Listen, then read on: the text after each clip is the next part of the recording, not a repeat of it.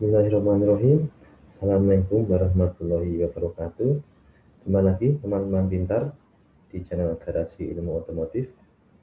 Pada vlog kali ini teman-teman pintar akan saya ajak untuk berbagi ilmu tentang klasifikasi kebakaran. Oke, tak perlu menunggu lama lagi. Berita yang sering kita dengarkan adanya pemukiman yang terbakar, kemudian industri yang terbakar, bahkan tempat penjualan bensin eceran yang terbakar, tentu membuat kita sedih. Namun kita harus selalu waspada terkait kebakaran tersebut. Baik, perlu kita ketahui kebakaran diklasifikasikan menjadi beberapa kelas. Ada referensi yang bisa kita gunakan untuk mengklasifikasikan kebakaran. Yang pertama, dari Peraturan Menteri Tenaga Kerja dan Transmigrasi Nomor 4 Tahun 1980 Bab 1 Pasal 2 Ayat 1. Kemudian National Fire Protection Association atau NFPA yang berkedudukan di Amerika Serikat. Kemudian ada Fire Protection Association atau FPA yang berkedudukan di Inggris. Referensi yang kita gunakan di vlog kali ini adalah dari Peraturan Menteri Tenaga Kerja Nomor 4 Tahun 1980 Bab 1 Pasal 2 Ayat 1.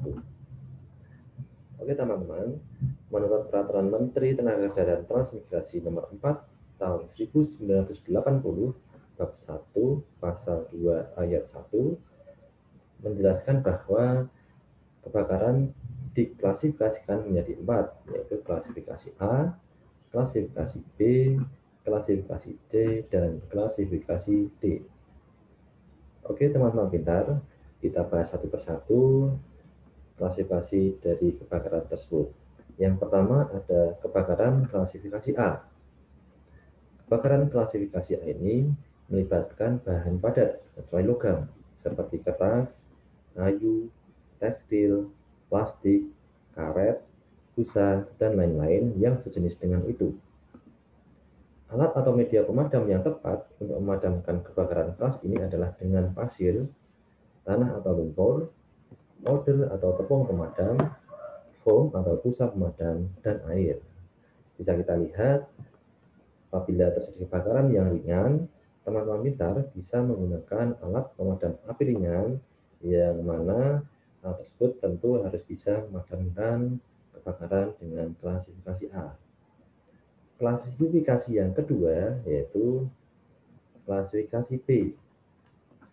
Kebakaran klasifikasi B ini melibatkan bahan cair atau gas yang mudah terbakar seperti bensin, aspal, gemuk, minyak, alkohol, LPG, dan lain-lain yang sejenis dengan itu. Kemudian, alat atau media pemadam yang tepat untuk memadamkan kebakaran kelas ini adalah dengan tepung pemadam atau dry powder, busa atau foam, air yang dalam bentuk spray atau kapur yang halus. Teman-teman bisa melihat dari gambar yang kita contohkan adanya kebocoran gas dari tabung LPG menyebabkan kebakaran. Apabila teman-teman menemukan kebakaran yang ringan, teman-teman bisa menggunakan alat pemadam api ringan yang mampu memadamkan kebakaran klasifikasi B. Klasifikasi yang ketiga yaitu kebakaran dengan klasifikasi C. Kebakaran klasifikasi C ini melibatkan instalasi listrik yang bertegangan seperti sirkuit breaker listrik dan alat rumah tangga lainnya yang menggunakan listrik. Alat atau media pemadam yang tepat untuk memadamkan kebakaran kelas ini adalah dengan karbon dioksida atau CO2, tepung kering atau dry chemical. Ingat teman-teman, dalam memadamkan kebakaran ini jangan sekali-kali menggunakan media air karena sangat berbahaya. Pada gambar, teman-teman bisa memadamkan dengan menggunakan alat pemadam api ringan yang mampu memadamkan kebakaran dengan klasifikasi C. Klasifikasi yang terakhir yaitu kebakaran klasifikasi D. Kebakaran ini melibatkan bahan logam seperti aluminium, magnesium, kalium, dan lain-lain yang sejenis dengan itu. Alat atau media pemadam yang tepat untuk memadamkan kebakaran kelas ini adalah dengan pasir halus dan kering, dry powder khusus.